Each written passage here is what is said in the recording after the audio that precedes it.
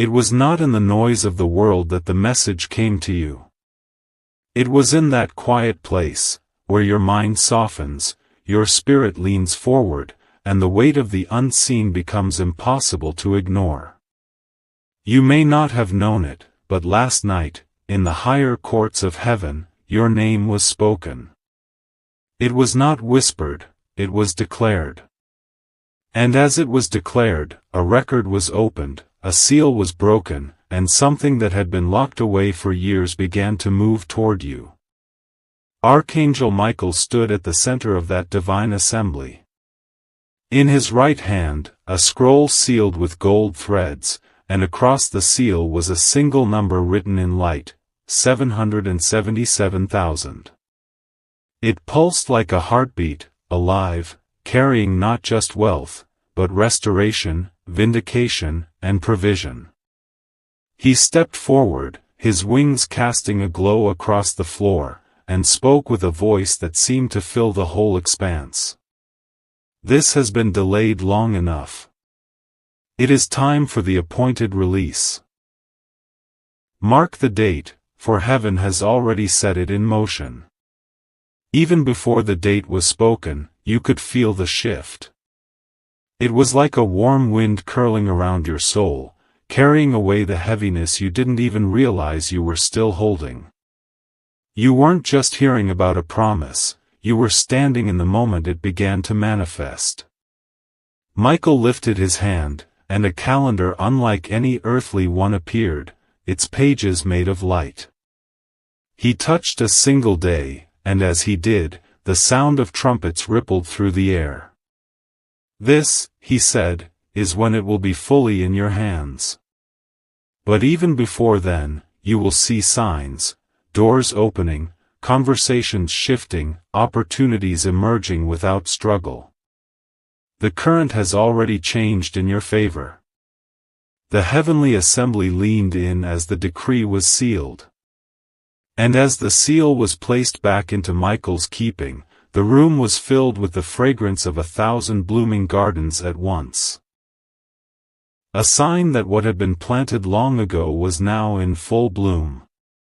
Michael turned his gaze toward you.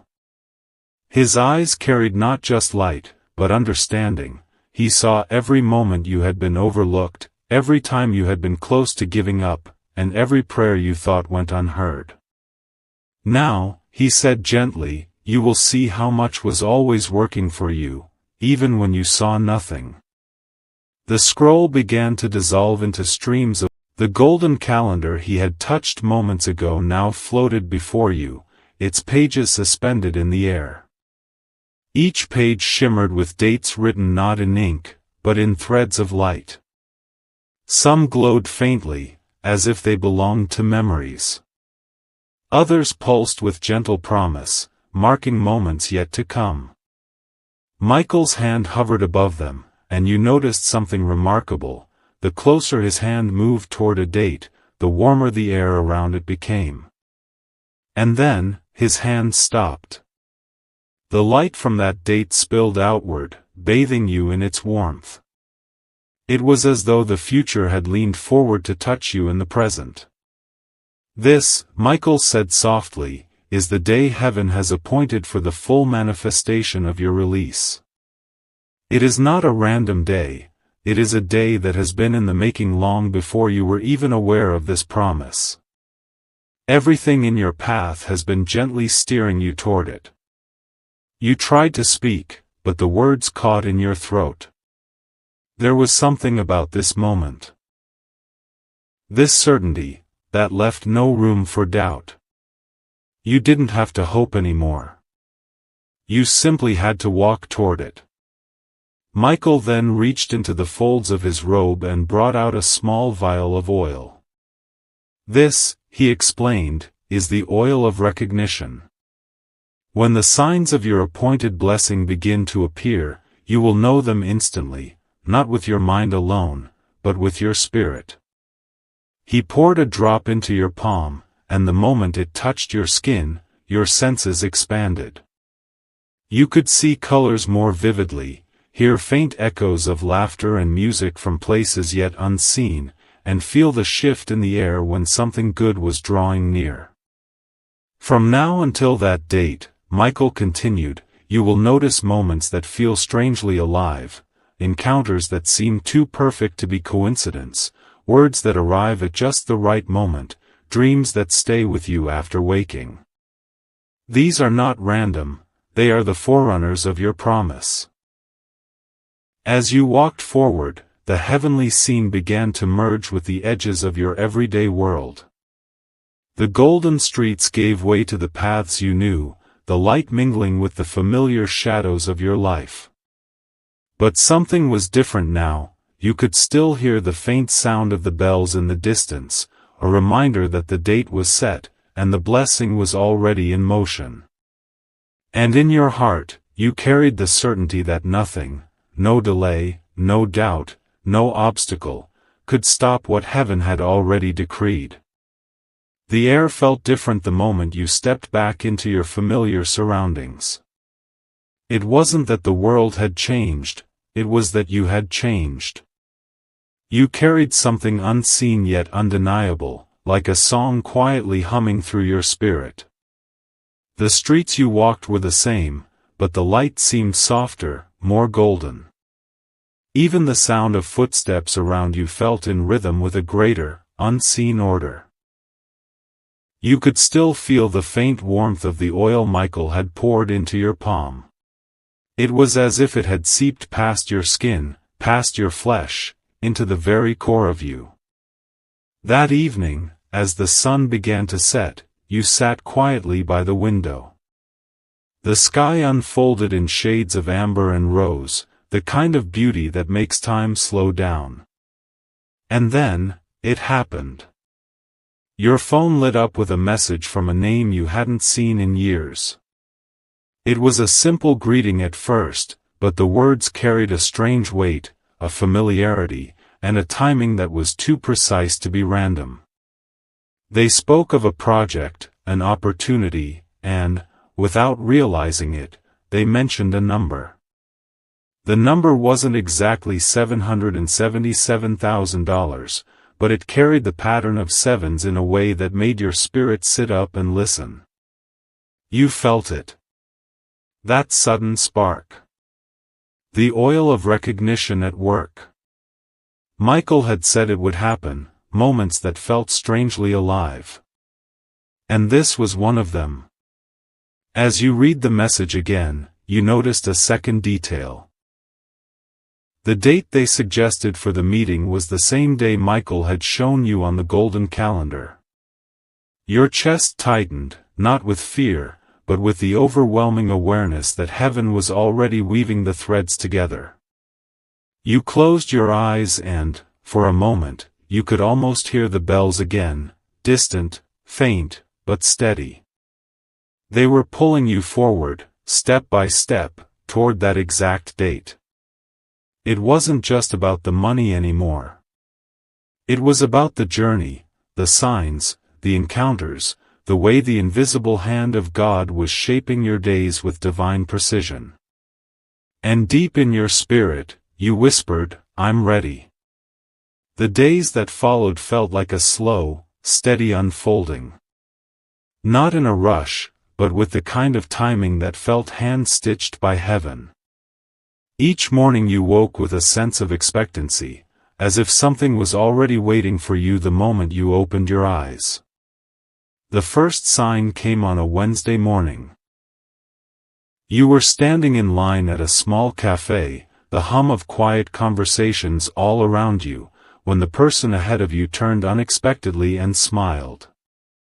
You didn't recognize them at first, but their words stopped you cold. "I don't know why I'm saying this," they began, "but I feel like you have something big coming your way, something that's been delayed but is finally arriving." You felt your breath catch.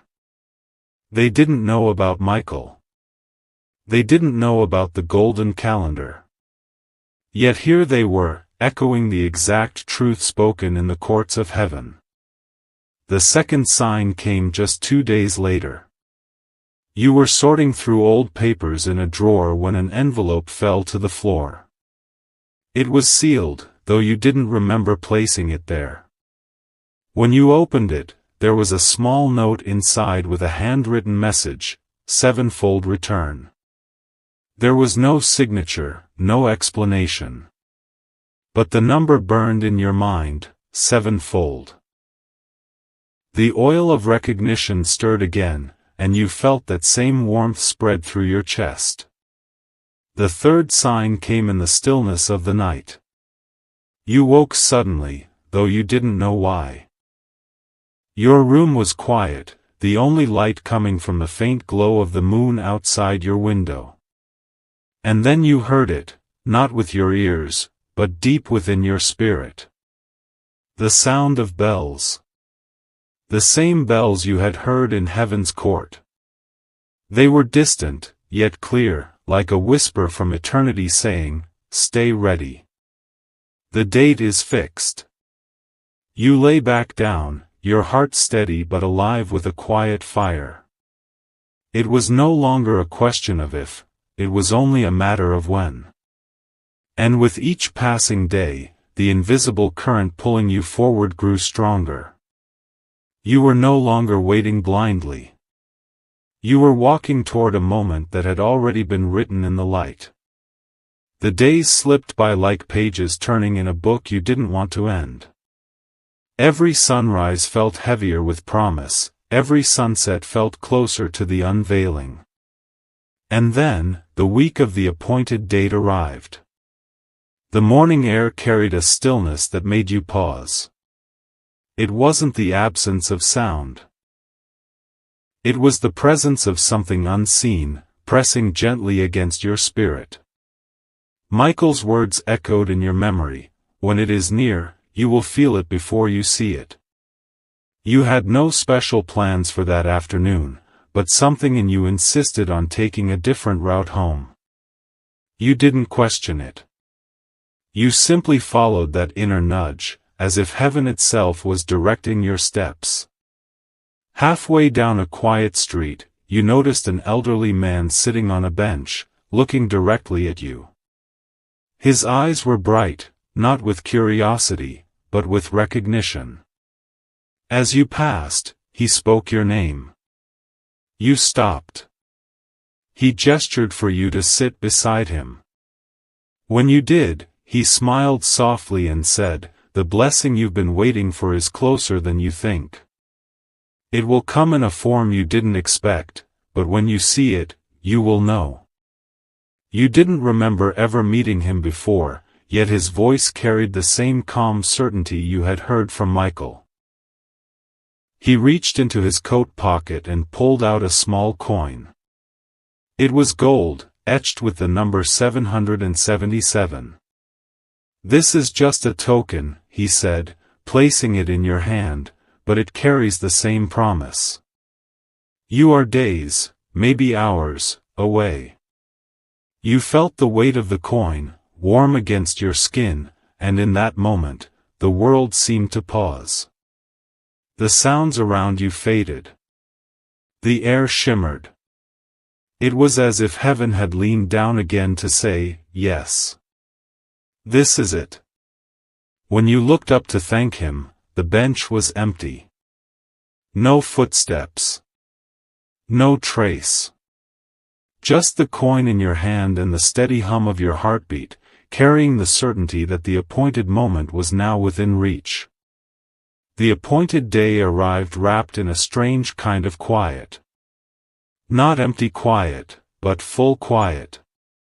A silence that hummed with life, as if the air itself knew what was about to happen. You woke up before dawn. The first light of morning slipped gently through the window, painting soft gold across the floor. It felt familiar. Almost like the glow in Michael's chamber when he first spoke of this day. You didn't rush. You moved slowly, every movement deliberate, as if each step had already been written. The coin with 777 still rested in your pocket, warm against your palm, as though carrying its own heartbeat. By mid-morning, you found yourself in a place you hadn't planned to be. It was a small courtyard, tucked away from the noise of the city. The sunlight fell there in beams, cutting through the branches above like threads of gold. And then, you felt it. That same oil of recognition. It was stronger now, almost electric, running through your veins. From the far side of the courtyard, a figure walked toward you. They carried a simple envelope in their hand, sealed with a mark you had never seen before, but somehow knew. A mark that shimmered faintly, as though touched by light not of this world. When they reached you, they didn't speak right away. They simply smiled, placed the envelope into your hands, and said, "It's begun." Your fingers trembled as you broke the seal. Inside was a single sheet of parchment, not printed, but written in flowing golden ink. It contained only 3 things: your name, the number $777,000, and a date circled in radiant gold. It was the same date Michael had shown you in the vision. And now it was no longer just a vision, it was real, written, tangible. The person turned to leave, but before they disappeared into the light, they said one last thing. Everything you've endured was for this moment. Don't stop now. The final step is waiting. You stood there, holding the envelope, the world around you both impossibly still and wildly alive. It was no longer a promise, it was a countdown. That night, sleep would not come easily. Not because of restlessness, but because the air in your room felt heavy with presence, thick with a peace so deep it was almost overwhelming.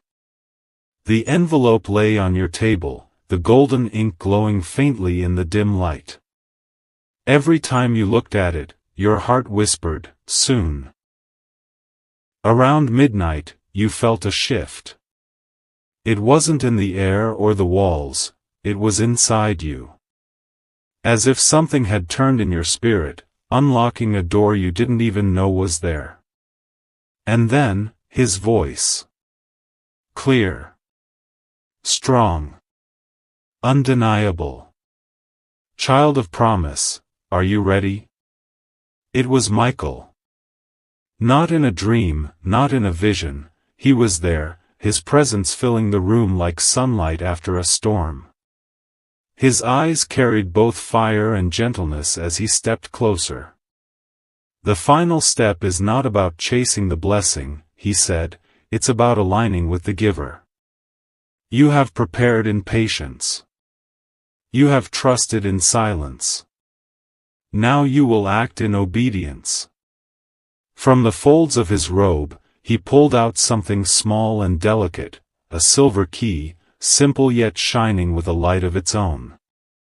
"This key will not fit into any door made by human hands," he continued, "but it will open the place where what is yours has been kept." He placed it in your hand.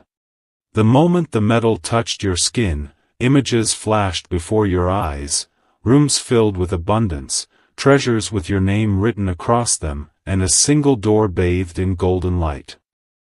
The same door you had seen closed so many times in your past, now standing slightly ajar. "On the morning of the date you were shown," Michael said, "stand in the place where you first heard my voice. Hold the key. Speak the words I give you. And watch what happens." You wanted to ask 1,000 questions, but his voice cut through gently. Faith does not ask for every detail. Faith walks into the light without seeing the whole path. As he began to fade, the silver key grew warmer in your palm, pulsing like a living thing. It was no longer just a symbol, it was the bridge between promise and possession.